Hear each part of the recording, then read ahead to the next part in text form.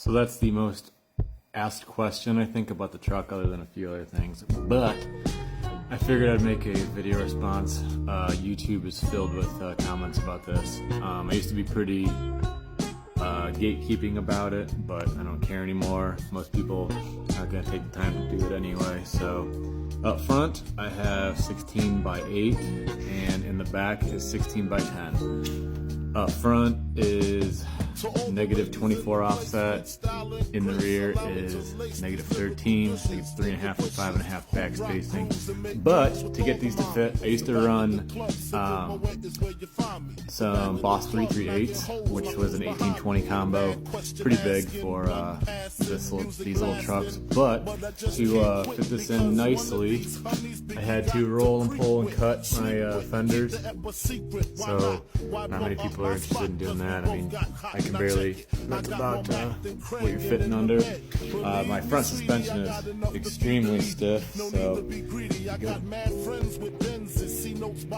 ain't moving much. And then tire size, 255, 50. I just kind of like the flat sidewall.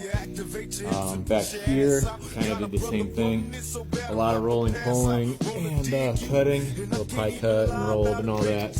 I do catch it sometimes when it squats, but I do have a little more clearance. These are 255, I think, or 255, 50. The next tire setup is just going to be completely different. I'd like to maybe fit some 3s, maybe high 2s. I'm gonna do 10 inches wide all around, kind of like a square setup. That way I can rotate tires and things like that when I race or wear some stuff down. But that's pretty much the setup on that. I do need to get extended lugs, or not extended lugs, but studs for those lugs.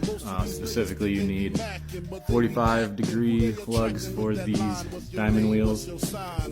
They were custom built, so you can't just like go to Jegs or whatever and buy the Cragar D windows. These are actually specific to, I don't know, it took a month or so to build.